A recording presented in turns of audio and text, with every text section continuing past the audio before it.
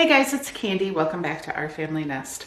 So for today's video, I want to wrap up the books that I read in the month of June. There's actually 6 of them, and there's a couple of them that I actually did not finish. I posted a lot of other book videos, but technically this is the first time I'm doing like a monthly reading wrap up. So the first book that I read in the month of June is The Shore by Katie Rundy. Sorry, I'm not sure.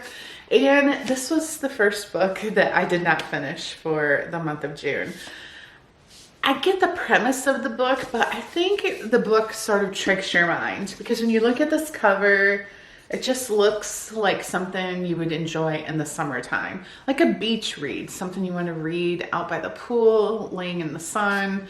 And I think the reason why I just felt like I didn't connect with the characters is overall the book just didn't meet my expectations. There was definitely potential there because one of my dreams would be to own a small business in a little beach town. And that's what this is about. A husband and wife, they own this real estate company. They rent out houses in this little beach town.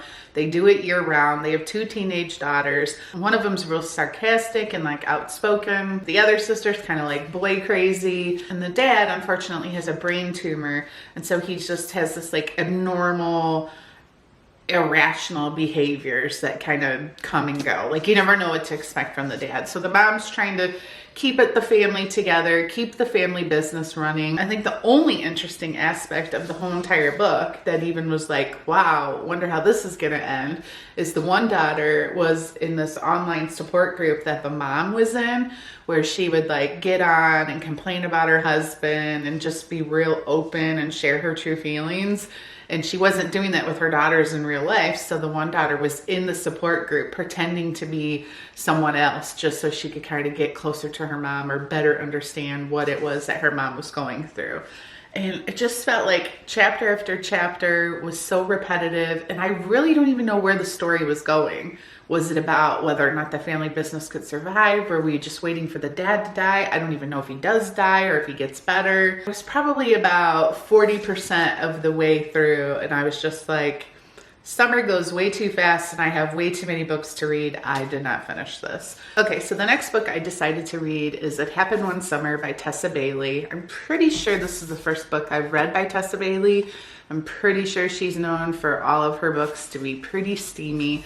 This one especially. I rated this 5 stars. It was a lot of fun to read. So basically you have this girl Piper. She's kind of like an influencer. She gets followed around by paparazzi. She's rich. She has a younger sister and lives in like LA, I believe. She ends up doing something, getting in all this trouble. So her stepdad ends up sending her away to this tiny little fishing town in the state of Washington so she can work at this bar that her dad used to own before he passed away. So her younger sister decides to go with her, and they just figure that they'll go there for like a week or something like that. They're not gonna stay there the whole, I think it's 3 months or something like that, that he wanted them to stay there to kind of like teach her a lesson. So of course she ends up meeting Brendan, this fisherman, super hot, 6 foot whatever, hunk of a guy. And there's all this chemistry between the two of them. It starts out they have the relationship where they're gonna pretend they can't stand each other, but there's like all this chemistry. They both are just kind of head over heels for each other. So a little bit of the cat and mouse game that annoys me in a lot of books. But I love the way it ends up playing out. I love their relationship. I just loved all the details in this book. It was really interesting, fun. Like I said, lots of spice, a cute little rom-com. And this is actually going to be turned into either a movie or a series or something on one of the streaming platforms. So I'll be sure to be watching that because this was a lot of fun to read. Next book I read for June is Ugly Love by Colleen Hoover. This is the 3rd book of Colleen Hoover's that I have read. First I read Verity, then I read Reminders of Him, and I know a long time ago I read It Ends With Us, but I don't remember it, so I need to reread it before the part 2 of that book comes out later this fall. I was kind of disappointed with this book. I only gave it 3 stars. I don't know if my expectations were too high because I feel like Colleen Hoover's books that I've read so far were so good, and this is a lot of Coho fans, one of their favorite books by her. But I just felt like this book fell a little short. And I think it's just because it was chapter after chapter of this big secret that this guy had. Something from his past that made him say he's never going to fall in love. He's never going to date anyone. He's never going to be in a committed relationship. But yet he meets this girl, Tate, and they hook up all the time. They just have this physical relationship, no strings attached, which they swore was what both of them wanted. So it goes back and forth between present time from Tate's point of view and then the past from Miles' point of view. And I just feel like it drags on for so long, super repetitive, kind of chapter after chapter of them hooking up and obviously having feelings for each other, sort of playing games with each other, until you get to the very end when Miles finally shares why it is that he can't fall in love and why he can't be in a relationship. And I feel like that part of it was so good that I almost just feel like if you knew what Miles had gone through, maybe at the beginning, you could have a better understanding and emotional attachment to his character. I don't know. I feel like I would have rather known that going through the whole entire book instead of not learning it into the very end and then having it kind of just be over. It was just kind of like one of those stories for me. So I didn't hate it. I would still recommend it. If you're a Coho fan or your goal like mine is to someday read all of her books, don't skip over it. It's worth reading. It just wasn't 5-star for me. So then I wanted to switch things up. So I'm like, I need to read like a thriller, a mystery. I need some drama after reading Ugly Love. So I read Stillhouse Lake by Rachel Kane on my Kindle. I believe it's free with Kindle Unlimited and is a part of a series, maybe 5 books if I recall correctly. And I think in a sense, the reason why I did not fully, like I read the end of this book, but I was like skimming some chapters because I'm like, I just don't know if I can keep reading this. I think it weighed heavily in my mind that this is part of 5 books. Like it started out really good. Basically, you have a wife. She's driving down the road, entering into her neighborhood. She's with her 2 kids, and all of a sudden she sees all these cops and ambulance and whatnot at her house. And she's like, what is going on? Well, another car had like run into like this wall in her front yard. So that caused them to do some investigating around her property. And they went into her garage, which she had never gone into because her husband was like, the garage is off limits. The garage is just mine. Don't go in there. And apparently her husband was like this murderer. He would kidnap young girls, basically take their bodies apart, do all this crazy stuff to them. So he ends up in jail and she's on the run with her kids because at first they thought she was guilty too. So she was arrested. She had to go through court and all that and prove her innocence. And now her life is all about like being on the run, protecting her children. So they're in this town. I think it's like the 4th place that they have lived since they've been on the run. Like all that happens in the first couple, 2-3 chapters. Okay.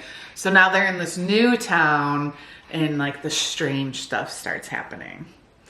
And I was just like, I don't know. It just wasn't hitting the spot for me. I was like, there's no way whatever's going on here, I'm reading like a series of books. Just, I don't know. You guys will have to comment down below if you've read this series.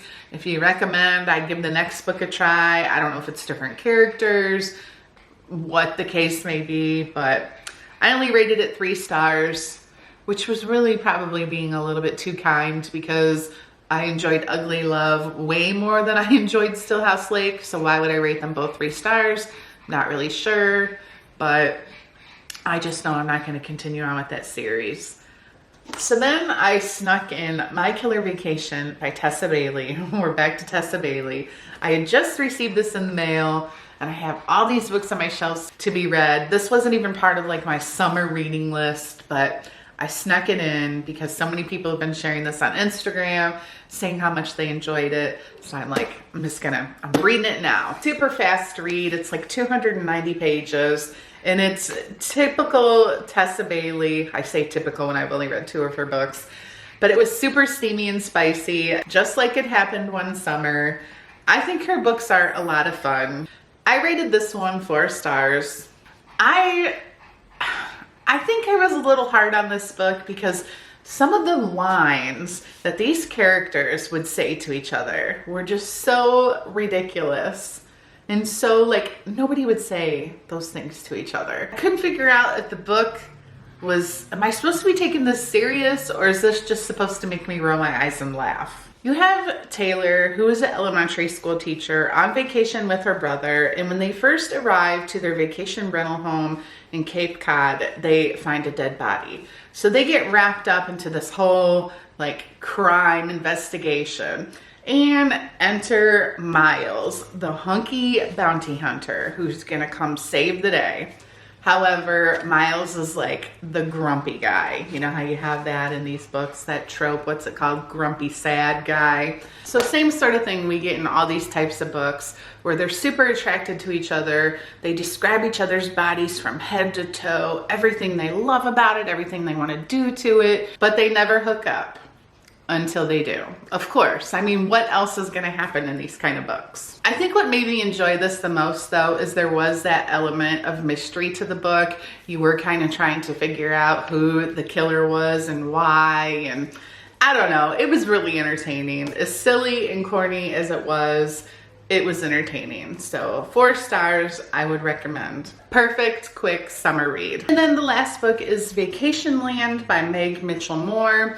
And I gave this book 3.5 stars. And it really kind of disappoints me to even share that because reading the book, I really enjoyed it. The story just flowed along. There's so many different points of view. You have Louisa, who's an author.